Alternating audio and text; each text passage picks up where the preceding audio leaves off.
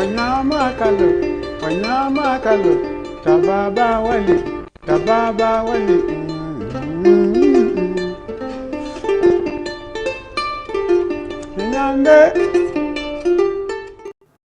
Hello guys, Frank Siaw, a traditional herbalist, and I've been practicing for about 10 years now.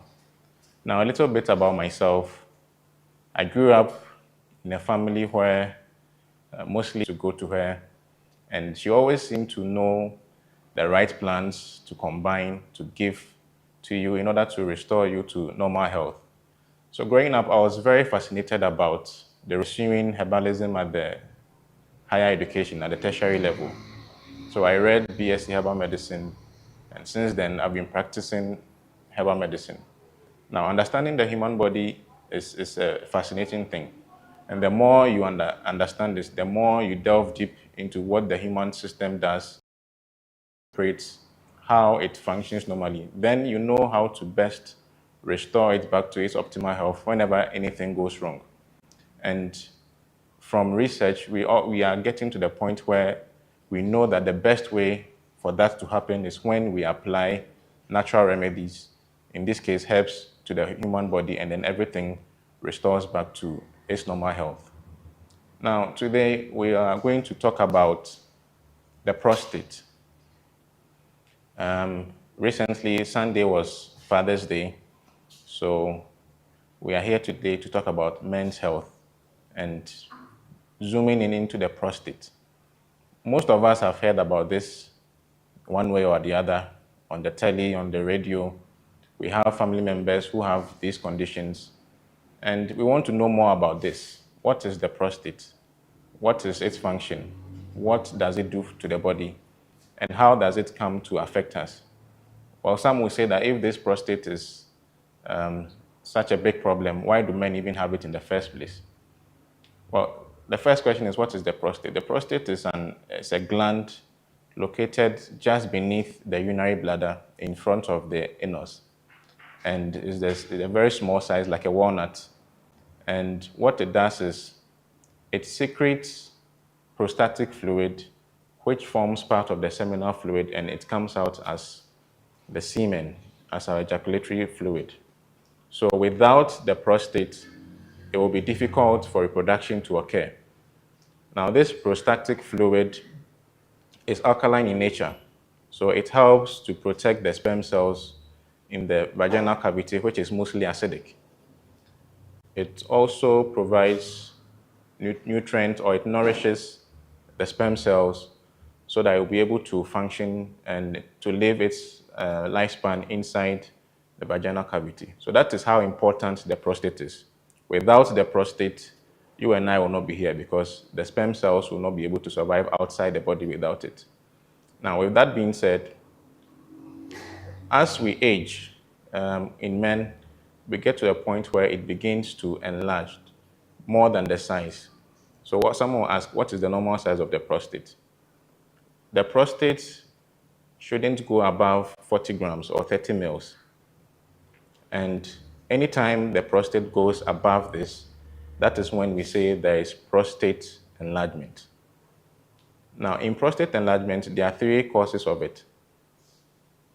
It could be just an enlargement which is not cancerous, meaning the cells in the prostate begin to grow faster, but then this rate of fast growth remains in the prostate. It doesn't spread outside that organ. So we call it benign prostatic hyperplasia, or BPH.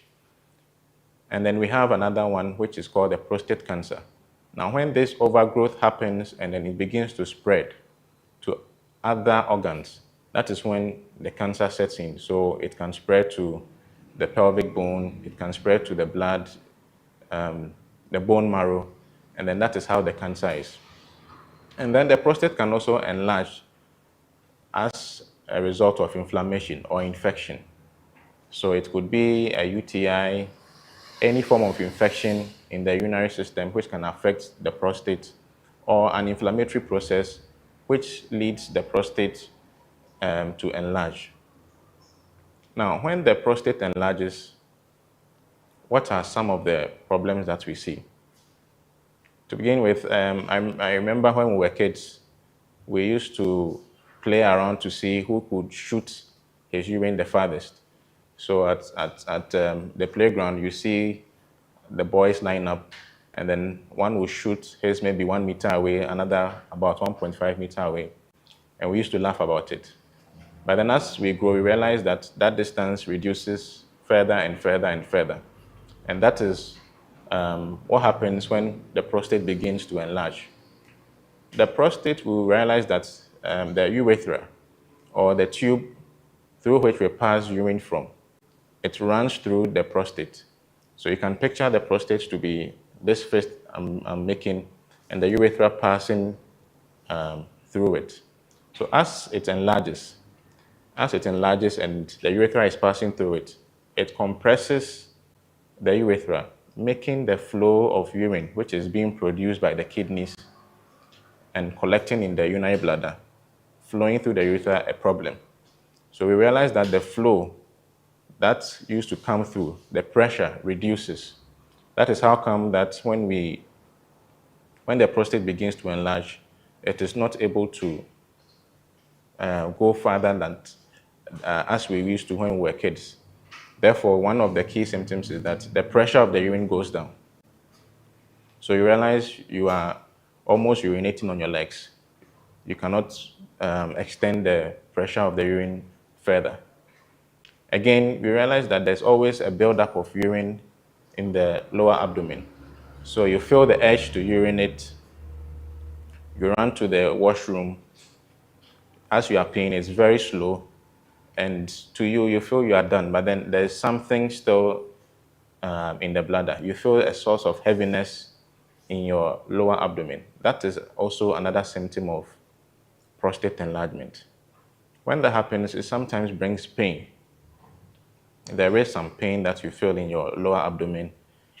Even whilst passing out urine, you feel some pain in the whilst urination in the manhood.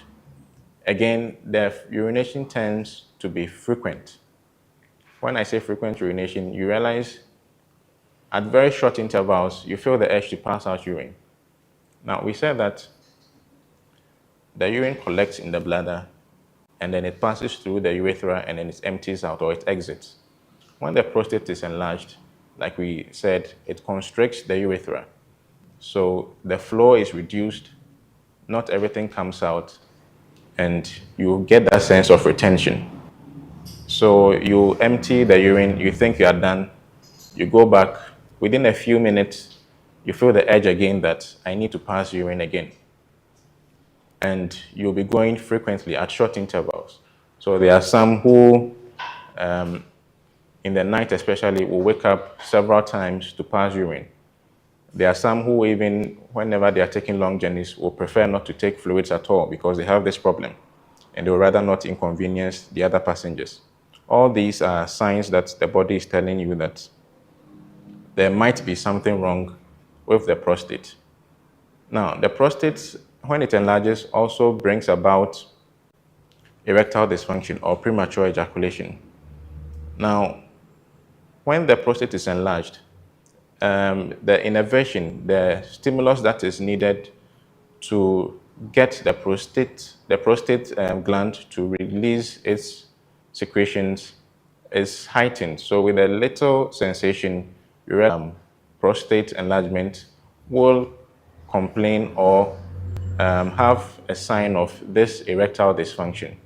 So prostate enlargement is if the constriction is done much and you are forcing it against that resistance, blood will leak into your urine.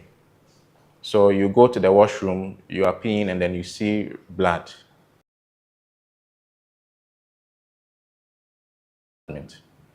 Now, when you have prostate enlargement, what are you supposed to do? Does it mean that is the end of the world? No. There are ways in which you can prevent or even this prostate enlargement. First, let's look at our lifestyle. What do we do in the convenience, things that are fast? So the era of fast foods. Now let's look at a typical fast food. We realize it is dense in oil, it is dense in processed flour, it is dense in artificial sweeteners, preservatives, and all these things have negative effects on us, or a lot of cholesterol. It increases your chances of developing prostate enlargement. And so if you look at countries where a lot of cholesterol is diet, we realize that prostate enlargement is more prevalent in those countries than in countries where more fresh whole foods are eaten. So it is therefore because it has a lot of negative effects on us. Now, the processed flour, so we have the pastries, a lot of these flour foods around, the pizzas, the shawarmas, and all that. All those things have a negative effect on it. So we should rather go in for foods that are natural, that are whole, less of the processed foods, because in the process of making it refined, we take away a lot of calories. These things, when it goes into the system, we are not able to use all the calories, and therefore we store some as the fat. This fat also goes to affect foods. Now, I said plant-based. Why? Because meat has also been shown to have a negative effect on the prostate, especially red meat. Studies have shown that a lot of red meat, the beefs, name them, all of them, the more you eat them, the more you have the risk or you develop.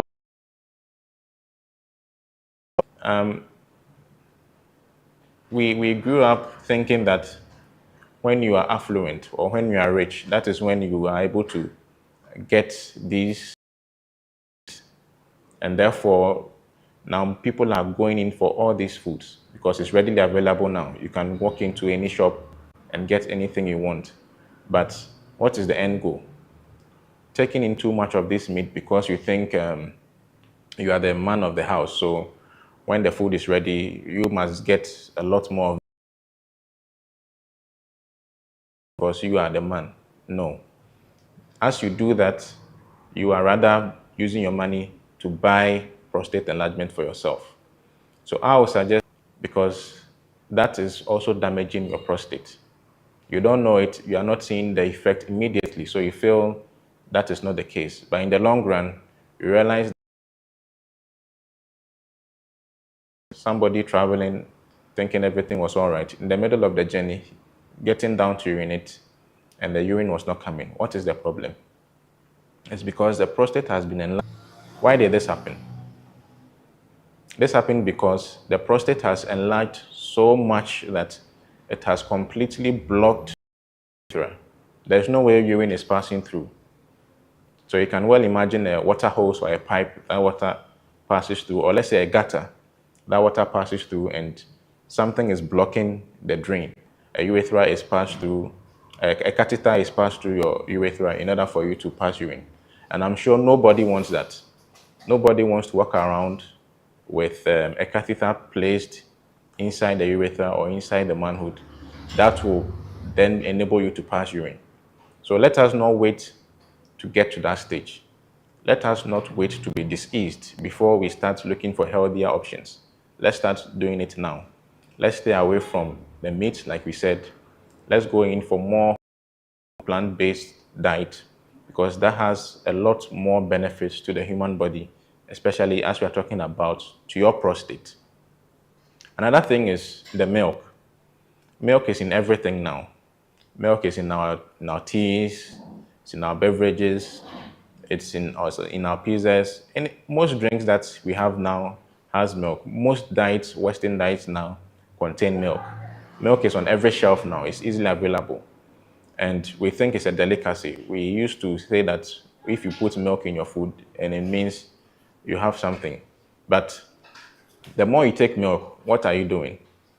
Milk is also predisposing you to the risk of developing prostate. So why are we taking milk? I mean, the human being is the only being that is living on the milk of another animal. So let's go off milk completely. The benefits we are getting from milk, we can get it from so many places. And in fact, taking in that milk has a lot more negative effect on us. And on the prostate, we realize that the more you are taking in milk, the more you are taking in dairy products, being it the cheese, the ice creams, the yogurt, all that is predisposing you or increasing your chances of developing prostate enlargement. So what can you do as if you want to eliminate dairy products or milk? There are plant-based milks that are available. Instead of using your cow milk, your powdered milk, go in for almond milk, go in for coconut milk. We have so many other forms of plant-based milks which are much better to use than relying on dairy products. And there's this product that is now available which is termed non-dairy milk. But then if you check, it has what we call sodium caseinate. So in effect, it's the same protein that has been artificially produced and packaged, labeled as non-dairy, but it's still the same milk protein you find in the cow milk or the usual dairy products there. So I would not say that non-dairy means you are going off cow milk. It's the same protein you are taking anyway. So I wouldn't advise that you use that as a substitute.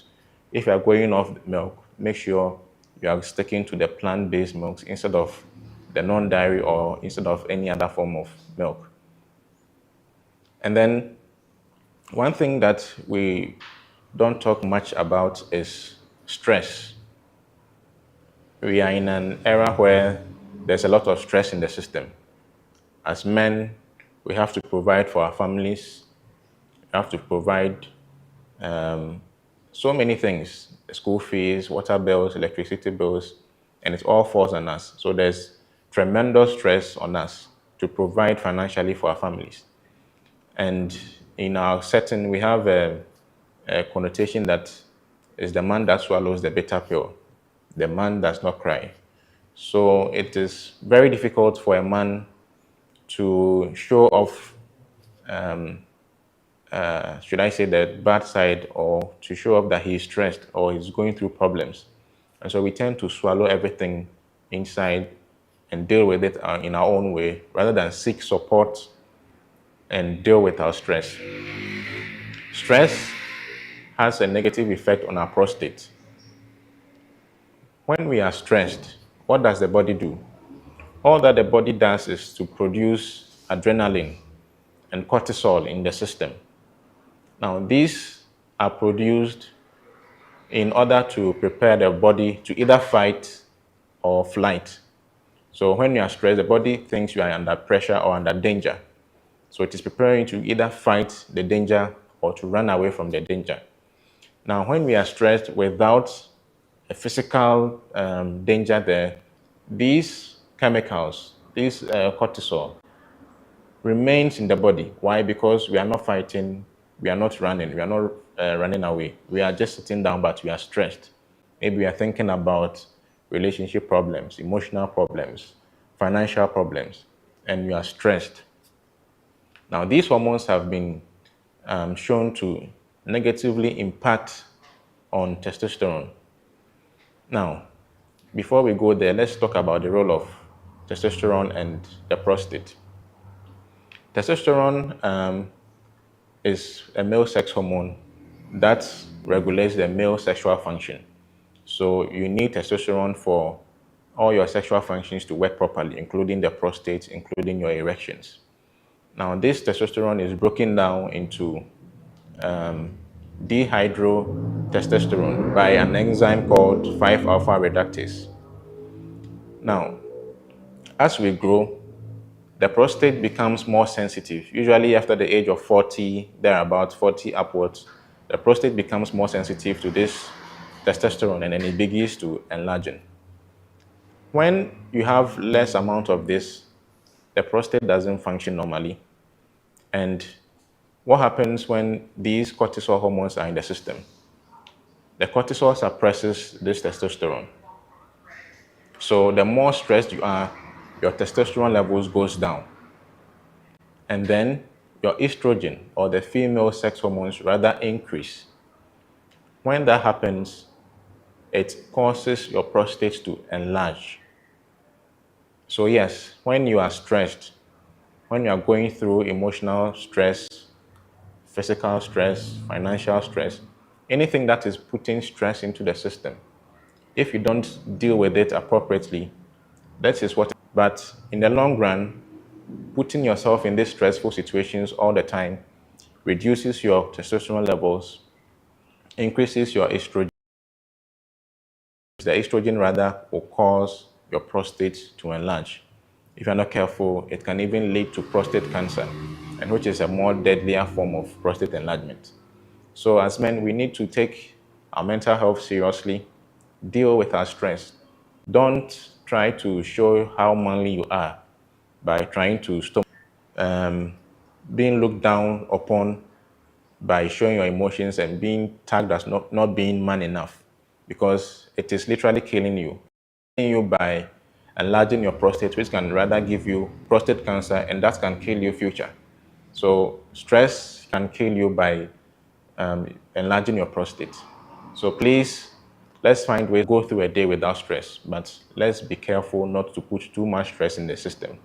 Let things go. Don't be bothered too much about things. Don't hold on to grudges for too long, because that emotional stress also be worried about as vegans or vegetarians. There are things that we do that can the soy products. Most vegans rely on soya protein as their substitute because it's readily available, it's almost everywhere. This is one of the most genetically modified plants in the world. So chances are the soy you have on your plate has been genetically modified. And then two, it contains very high amounts of phytoestrogens. Remember, we linked stress has a lot of phytoestrogens. So I wouldn't advise that as vegans or somebody looking for alternative to meat, the answer should be straight plants in the world now. And if you do further research, you realize that there's another soy product called temper, which is much better than. So that, in a way, is able to eliminate a lot of these phytoestrogens from the soy, therefore not putting it in the system to increase our estrogen are going high. One of the signs is you feel, for men, we become heavy at the chest, meaning your breast begins to enlarge. So when you start seeing that, then you should be realize you don't be happy thinking see first before you realize anything with your prostate. So let's watch the soy. It has negative effects on both men and women. Let's look at other forms of legumes, nuts, seeds. They are all very great sources of proteins, and we don't have to rely heavily on soy products for our proteins. The milks have prostate enlargement, and you do nothing about it. What is going to happen? For one, we realize that, like we said, the urine ceases. You are urinating, and all of a sudden, the urine is not coming anymore, because the prostate has enlarged to the extent that it has blocked the passage of the urine.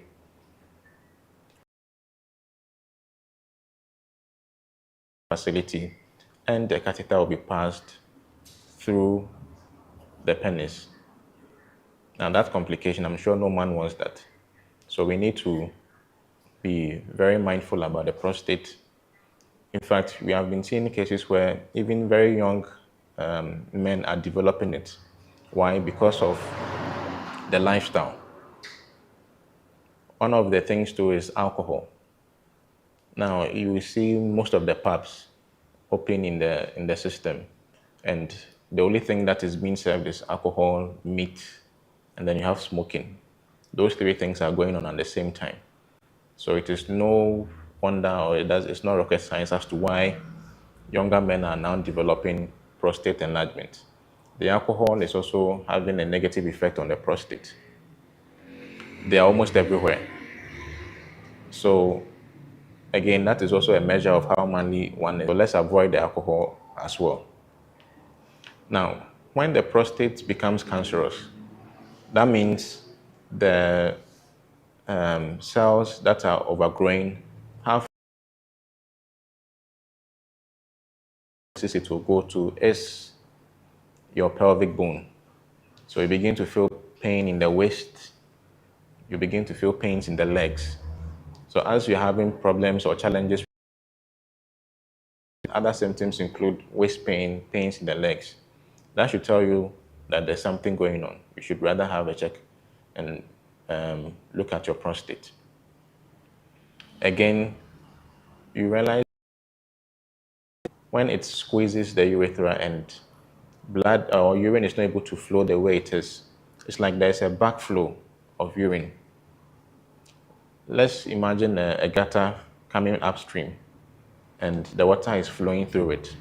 If there's a blockage and then the water is not able to go through the drain, what happens is there will be a backflow back upstream and then it will overflow. In this case, the urine builds up in the bladder. It's not able to pass through or exit. So what happens is it stays there and there's a backflow into the kidneys. So what happens is whenever there's a collection of urine for a very long time in the bladder, one, there will be inflammation of the bladder. It could lead to infections in the bladder. You could develop UTIs, and that is also further going to affect your prostate.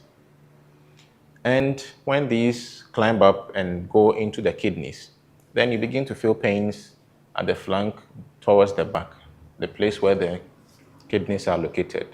So pains will be felt at that region because there's some damage being done to the kidneys. So there could be infections in the kidneys. And if this process goes on for a long time, the kidneys can shut down, the kidneys can fail. So we need to be careful and check our prostate regularly to make sure we don't develop this problem. Let's watch our lifestyle. Let's watch the things we are putting inside the body. Let's watch our stress levels so that we don't develop these things which can later even affect our kidneys. Now, another study was done into this prostate enlargement. And sometimes many of the questions men will be asking is, they've read it somewhere, they heard it somewhere that frequent ejaculations can help reduce the risk of prostate enlargement. Now, the study that was done in isolation, that is looking at only one factor, looking at the frequency of ejaculations and its relation to the prevalence of developing or getting prostate enlargement. So per the study, yes, it says that the more ejaculations you have, the less you develop prostate problems. But what I say to that is, that was done in isolation. That was not looking at any other factor, but only that. So that does not mean that in a way of reducing your prostate, the only solution is just have frequent ejaculations. No. Rather, let's look at a more holistic approach. Let's look at what we do when we wake up in the morning. Are we stressed? If we are stressed, how are we dealing with it? If we cannot deal with it on our own, are we talking to people who are trained to help us deal with the stress so that we do not get these problems? Are we eating well? Are we making sure that we are not taking in a lot of these dairy products, the meat, the cholesterol? Are we reducing them? Do we exercise? Most of us now is from the house to the car to the office and the same on the way back. We hardly break a sweat. So when that happens, the cholesterol builds up. So let's watch the exercise. We need to exercise. we need to walk, we need to run, we need to let the heart beat so that we sweat, and that helps to burn the fat.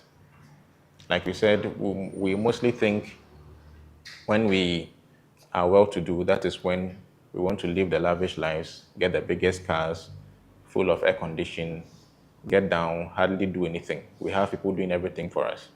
But then what is the negative effect of all this? So let's exercise. Once a while, park the car somewhere, go for a run, walk. If the distance is not too far, it's best to walk because you are helping to protect your prostate. You are burning off the fat. You are trying to exercise so that the cholesterol doesn't build up. Even exercise helps to reduce stress. So let's watch the exercise as well.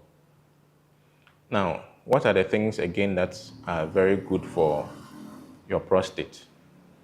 So fruit and vegetables, whole foods, whole plant foods. There are many processed ones available, canned, tinned, and all that. But all these are also added with preservatives in order for it to sit on the shelf for a very long time. So the tinned tomatoes, baked beans, and all that. I would prefer you go in for the natural whole food or whole plant-based diet. Those ones eliminate the preservatives. Some of the preservatives are carcinogenic, meaning those preservatives you are taking in are going to even cause cancer in the first place. So let's stay away from processed plant-based foods. Rather, let's go in for the whole foods. Those ones are better because they don't have the preservatives. Some of them include tomatoes. So tomatoes is very, very good for the prostate. Actually, fruits and vegetables that are red in color. The red is because of the fact that they are rich in a certain phytochemical called flavonoids. These flavonoids, they are antioxidants. And the work of antioxidants is to mop up free radicals. These free radicals are what causes the cells to become cancerous or inflamed. So throughout the day, a lot of toxins are going into the system. So you need these antioxidants to mop up these free radicals. So one of the best is these flavonoids or anything that is red in color. So tomatoes is one, and that is readily available. Now, because of how it is processed now, make sure, one, if you can get the organic, is very good. And then also, make sure that you are washing it very well, because most of them are doing all sorts of things in order to produce enough tomato to sell to make money. So wash it very well. I recommend using warm water and salt or vinegar. So you use warm water, salt, wash your fruits, your vegetables, so that one, any chemical they used in spraying, all those things are carcinogenic. The pesticides, the weedicides, if it is not organic. All the synthetic ones, it has been proven that they are carcinogenic, meaning they're also going to cause the same prostate cancer we are talking about. So you wash it very well, chop it into salad, and then you add to your food. Yes, you use some in cooking, but those ones, the heat mostly destroys some of these nutrients that you need. So after you've prepared your dish, you get these tomatoes fresh, chopped in salad, add to your food. You can even blend it if you want, and then drink it like juice. It's very, very good in protecting your prostate. So tomatoes is readily available. You have strawberries, that is also red in color. You have grapes. You have berries in general. So go out there and get those ones and use it almost every day. There is no limit. This is not medicine. This is food. Like the saying goes, let your food be your medicine. So use a lot more of these tomatoes in your food. That is readily available on our markets today. And then the seeds and the nuts. So when I say seeds and nuts, sesame seeds is a great example. It is high in selenium and zinc, which is also very good for our prostate. So sesame seeds, walnuts, flax seeds, black seeds.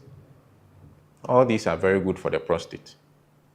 These are also readily available, and there's no way in which you have to use it. It's your food. So you can chew it raw, you can add it to your food, you can do whatever you want with it, put it on your pastries. They are very good sources that will help protect our prostate. And any fruit and vegetable at all, make sure you are eating your fruits and veggies. Make sure you are taking them whole. They are very, very good. And let's find a way to deal with our stress. There are various forms of meditations out there that you can learn. And at the end of a stressful day, you can use that to distress. Do not let that notion get to you that you have to be a man. You have to do everything on your own. You have to stomach all the bad things inside you.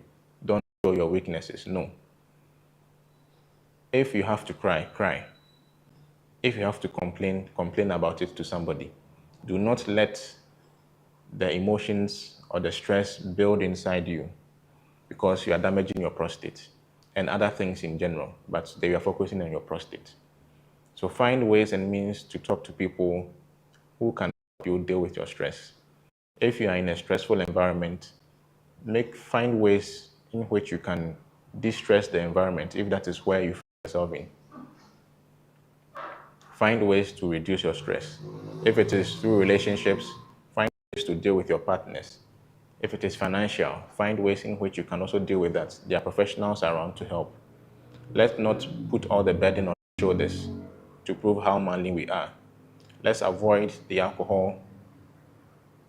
Taking in alcohol has no benefit, but full of negatives.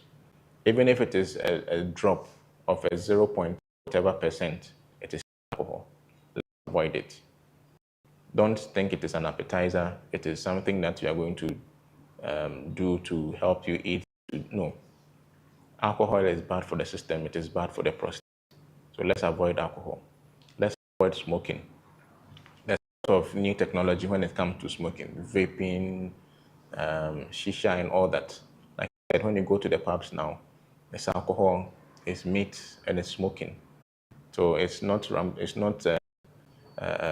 baffling that most young people are presenting with signs of prostate at 20s, 25s. You do the check, you do the scan, and then you realize the prostate is enlarged. Now, if you go to your doctor or your clinic, the hospital, some of the things that the doctor will do to know whether you have prostate enlargement or not is do an ultrasound. So a machine is rubbed on your lower abdomen, and it will show your prostate on a screen, and the size will be measured. That is how come we will know whether the prostate is enlarged or not. Manually, some will do the DRE, or the digital rectal examination. Because we said the prostate is lying just in front of the anus, it can be felt through the anus. So digital rectal, meaning the finger will be placed in the anus to feel the prostate to see if it is enlarged. And then the PSA. The PSA is a prostate specific antigen. This one is done to see if there is prostate cancer. So when the PSA is done and we realize the PSA is so high, then it tells us that one, your prostate is enlarged. And then it is giving us a clue that we should check again to see probably there might be cancer. So that is when the biopsy will be done. The biopsy is basically just taking a piece of the prostate tissue to be viewed under the microscope to see if the cells are cancerous or not. Now, if that is done and it is determined that the cells are cancerous, it is staged, whether stage 1, stage 2, stage 3, to see how far the prostate cancer has gone or how it has progressed, just to know how severe it is and how it should be dealt with. Now, all these can be taken care of. All these can be reversed. As we said, most of these are our lifestyles. So once we are able to eliminate these from our system, it is easy to reverse the body back to its normal or ideal state of health. And there are very potent herbs that are also available that when it is taken will help the prostate. Now, I don't like giving out the name of the herbs out. Why? Because one, some herbs look alike, so some will go and take a certain herb and mistake it for another and will want to use it by themselves. So I would say seek a professional or a traditional herbalist who knows what they are doing, and they would provide the best herbs for you to manage your prostate situation. And then also, even if you're able to find the right herbs, sometimes you need to know how to process it in order not to introduce poisons into your system because of how it is processed. Sometimes there will be molds that will grow on it that will lead to the accumulation of aflatoxins and all that. So see the herbalist who is trained, who is qualified, and that person will help you get you the right herbs that you can take to manage your prostate conditions. Let's not also abuse a lot of these aphrodisiacs because you realize most of them, one, are adulterated with synthetic chemicals, and also most of them are based in alcohol. So this alcohol, like we said, is affecting the prostate, and other things have also been mixed with the aphrodisiac, which is also going to affect it. So let's be very careful what you are putting in the system. Let's make sure it is free from preservatives. Let's make sure it is natural, it is whole food, whole plant-based foods. That is the key. Once you go whole plant-based foods, believe me, you are eliminating almost all the problems that is being coming through the body through our foods. And then the rest is to deal with the stress, which is a major, major problem today. So that will be it for today for the prostate. If you want to follow me, my Twitter handle is at FSiaw1, at capital letters F, and then the rest is small letters SIAW1. There's no space in between. On Facebook is just Frank Siaw, and on Instagram is at FSiaw. The same capital F, small SIAW. So I hope we'll now take our health seriously, especially our men. Let's take the prostate health seriously. Let's do the things that will help, and we'll be free from this problem. So thank you, and we hope to see you on our Health Watch Thursdays next week. Bye.